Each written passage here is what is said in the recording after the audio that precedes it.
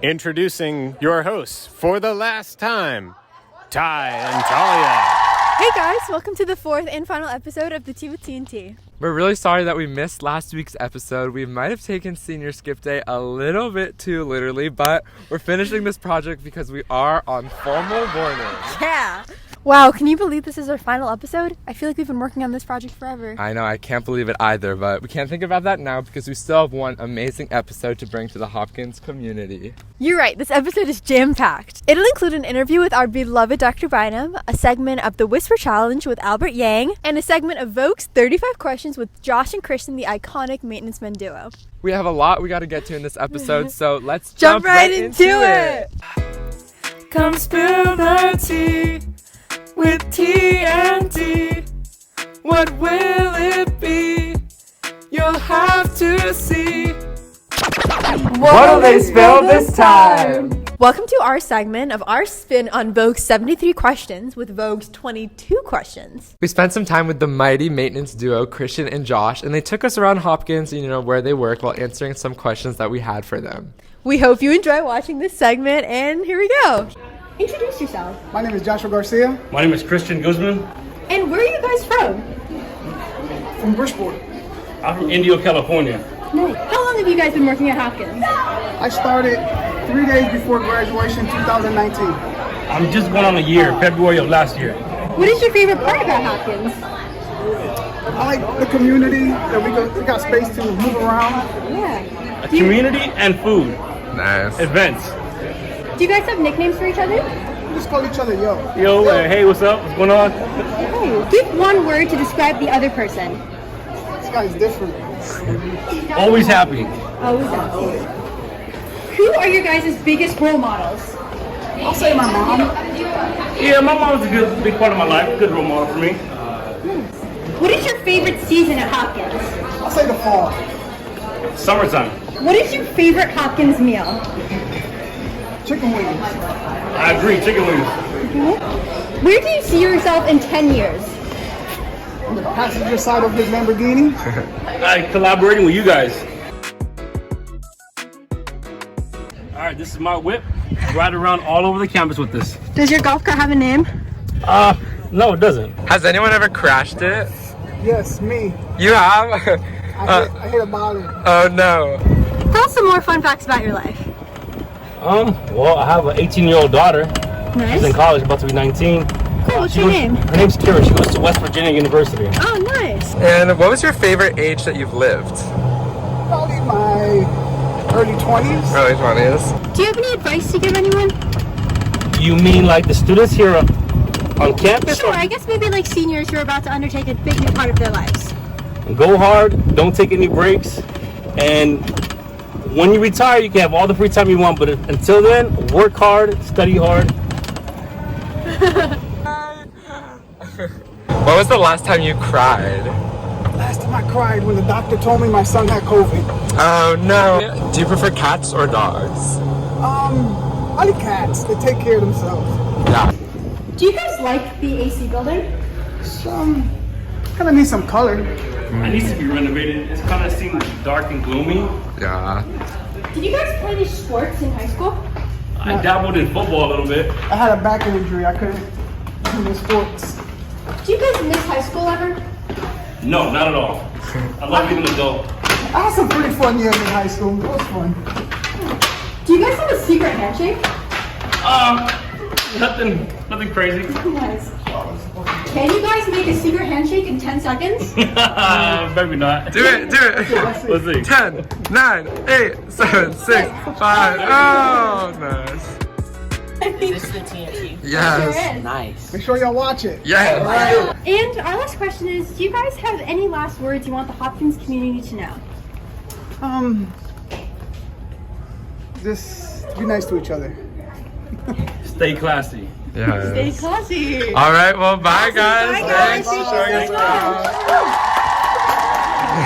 All right, what's up, everyone? It's your boy Albert here, and I'm with the wonderful hosts, Ty and Talia, of course. Thank you guys so much for having me on today. Of course, I guess I'm the host now, I guess. But anyway, today we'll be playing the Whisper Challenge. So basically, I got my AirPods here. I'll be blasting some music so I can't hear what they're saying to me. Yep, noise canceling. And then I'm going to have to guess what they're saying to me. And yeah, let's see how good I do. Yeah. Awesome. Okay, so put the headphones on. All right. Turn some music. Okay. Can you hear what we're saying? Can you hear what we're saying right now? I can't hear you. Albert, can you open the door? Okay. Wait, are we going? Yeah. All right. Okay. If a task is once begun, never leave it till it's done. Say it again. If a task is once begun, never leave it till it's done. Every day. If a task is once begun, Just start with that line. if a task, Every time. if a task is once begun, Every season. if a task is once begun, never leave it till it's done. This is so hard. If a task is If- once begun, Yes. if a task, If I task, dance, die, task, if I if a task, began, if a task, if I yeah, if a task, if I test, if I time, if I It was, if a task has once begun, never leave it till dude, it's that's so done. that's so hard. That's a hard phrase. Okay. This is hard. Okay. Okay. All right. Ready? Okay. CFBF. Do it again. CFBF. CFBF. Yo, I have no clue right now. I actually have no clue. CFBF. Can I get the first letter? C. C. Yeah. CFBF. C. F. Of. F. Up. F. C. Up. F. F.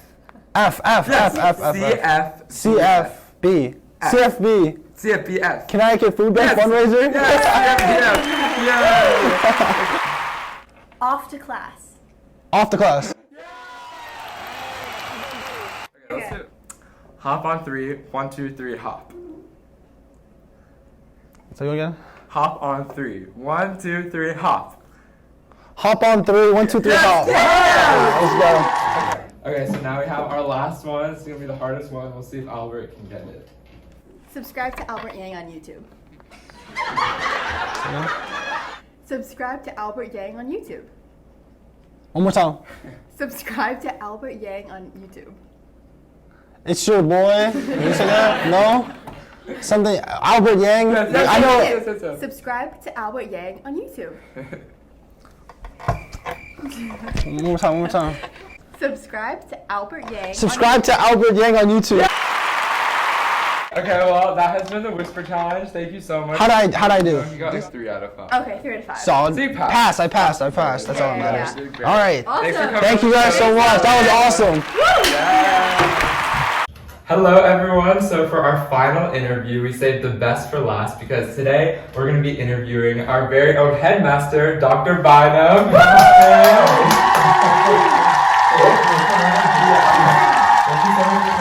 Thank you. Okay, so I think we're going to start pretty broad. We're wondering like what your favorite part and like most rewarding part of being headmaster at Hopkins has been. This is going to sound cliche, actually, but it really is just seeing the kids grow over the last, for me, 6 years. It's crazy because we came in when you came in like new to the school as 7th graders. and now Exactly. we're seniors. It's so crazy. In my role, you're obviously in charge of everything, and then seeing how so many different aspects are involved in each part of your days, and seeing how those things evolve and grow, and then seeing how you evolve and grow, and that's been rewarding, and being in the position to really have a sense of the entire picture. So sort of on that note, we were wondering if there was any part of your leadership that you wish you had done differently. There's a lot. I wish I had found more time to teach. So much of the work has pulled me out of the classroom and pulled me out of that space with you guys. It's been really, really hard. But to answer your question specifically, I think in terms of my leadership strategy, I think I could have done a better, actually I know I could have done a better job of supporting those who work closest to me. I'm lucky to have been with some really talented people here who all really love and care for this place. If anything, figure out what I could do better to support them. I guess kind of like on that note, I was wondering like how long it took you to get like comfortable with the Hopkins community, like right at the beginning. Yeah, actually, I felt pretty comfortable pretty quickly, to be quite honest. The theme for me is like the kids. The kids made it. You guys made it so easy to feel connected. It took a little bit to get a sense of the scale of the job, and everything that you have to do as a head of school. So that took a little time to get used to, but not in an overwhelming way at all. Just to understand that how many different things are happening at the same time and how you have to manage all of them. Yeah, and on that note, like what is it, because I know a lot of students aren't really sure what you kind of do in your office. So like what's like a typical like day in the life of Dr. Bynum? I don't know, the thing is there is no typical day in the life. It's always changing. It's everything. You're meeting a lot, don't get me wrong, you're tons of meetings all day long, but it's every aspect of school life, from interviewing candidates to talking to parents to talking to kids to dealing with financial issues to dealing with alums, dealing with long-range planning, dealing with facilities work, dealing with legal issues. There's tons and tons, everything. But it's fun. I mean, there's very few occasions where you could feel this rewarded by seeing you guys as the core of it. A lot of students don't know that you were in professional football, and like, that was like a major part of your life, so if you could expand on that too. I played college ball, and I coached college ball, and I coached a little window with the Denver Broncos. Football was an important part of my life, but again, the risk, that risk question comes back in. I took a risk of leaving football to come to education. I wanted to teach since I was a sophomore in high school. My football career just kind of evolved. Teaching was fulfilling to me in a way that football wasn't.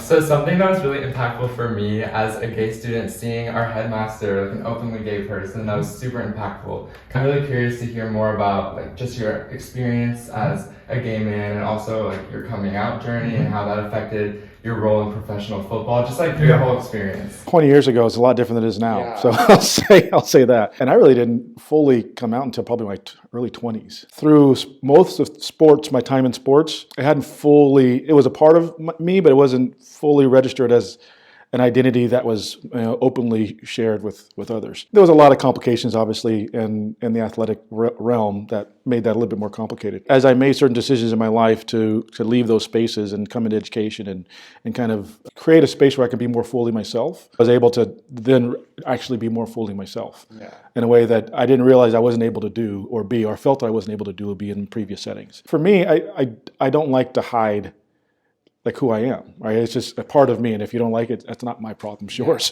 Exactly. That's how I feel. Okay. Throughout your life journeys, we all have different journeys, is figuring out how you can, as a teacher, as for my kids in my class, how can I create spaces for them to be their full selves, their authentic selves, their true selves, and be vulnerable in that space, be trusting in that space. Through that vulnerability and trust, you're going to find a different level and a different layer of happiness and connection. Taking my own advice, just being vulnerable, there's a layer of vulnerability you have by being openly gay, black man in a space like this, But the other side of that is hiding that, which is not appropriate or fitting for me. In the context of this space, you need your loved ones around you. You need the loved ones support you, and you want the school to know who you are. If you're the one that is asked to guide in a really thoughtful and trusting way, they got to know who you are. That's how I've operated. I feel like this is who I am, and if the school is willing to accept me as I am, then let's go, let's do it. And if not, then it's not the place for me. And it was great to introduce my partner as one of the previous assemblies, and he was in that space. So and nice. This can be a really complicated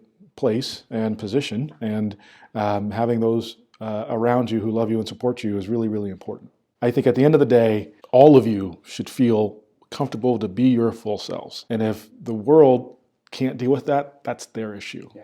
And people, either they respect or they don't. I didn't worry about that. Yeah, I took some pushback from people, but you expect that. I just want to say, like, for me, I came into Hopkins the same year, 7th grade, and I was closeted, and like just being able to see that our headmaster was like openly gay and like very confident about it, and it wasn't something that you were hiding, was very inspirational to me. So I'm really grateful for that. So I guess just kind of on like the flip side, a lot of my experience at Hopkins has been defined as a student of color. My mother's from Korea, my father's from Jamaica, and for the better or for worse, a lot of like the experiences and encounters I've had at Hopkins inside and outside of the classroom have been defined by that identity. So I was wondering, like if that has impacted you being like the headmaster here in any way? Yeah, it has. The same vein, when they see me, everybody knows you're black. They don't always know you're gay, right? So that is something that you're always navigating in life and always have to navigate through life. But in this particular role, was the first person of color as a head of school here. That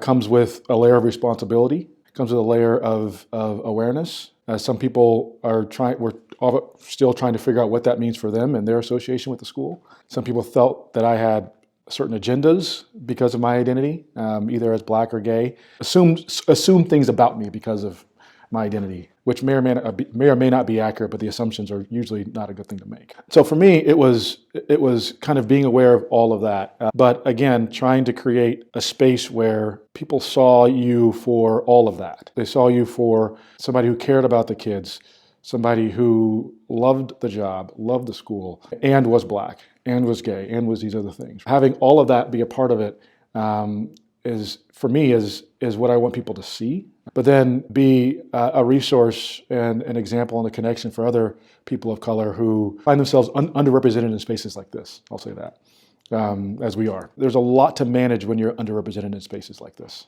Sometimes it's unfair to have to be the one called to explain that to others. You're like, I'm done, just let me exist, right? But sometimes it's necessary to do that. At the end of the day, to be one of the people who are kind of the chains of support for other people of color in schools and in our school, as I've tried to do as a head of school here. It's ever present, as it should be, and I'm proud of it. I'm proud of it in ways that it's hard to kind of explain. It was the only thing my mom showed me, just be proud of who you are in that space and then support others. I appreciate that so much, and I know so many of our other, students and friends and classmates at the school who identify in these ways will also find that very powerful. So thank you so much for sharing. Thank you. Well, you guys, that wraps our interview with Dr. Bynum, and that also wraps the show because this is our last interview. We're so honored to have you on our show and be like in the finale. Well, I'm honored. This has been a great experience. You guys have been amazing. I look forward to see all the shows together. Yay. Thank you so much. Thank you. Okay, let's do a little cheers to finish off. Yay! Well, folks, that wraps up the Tea with TNT. We hope you have enjoyed spending these last couple of Fridays with us, and Ty and I are both so appreciative of all the kind feedback we've gotten from the Hopkins community. We honestly could not think of a better way to end our time at Hopkins. I mean, I totally agree. Talia and I have been at Hopkins for 6 years. We've been here since the beginning, so we just want to give a special shout out to all of the seniors. We really appreciate the class as a whole, and we thank you for all your support and for all the friends that we've made throughout these 6 years. Finally, a huge thank you to Mr. Guthrie, who was our senior project advisor, and the entire board who trusted us with this awesome opportunity. Well, I sadly guess this is it. We're really appreciative of you guys all again, and we hope wherever you are, you'll join us in doing one final cheers. And that has been the Tea with TNT. Woo! Okay. Let's edit this so we can upload.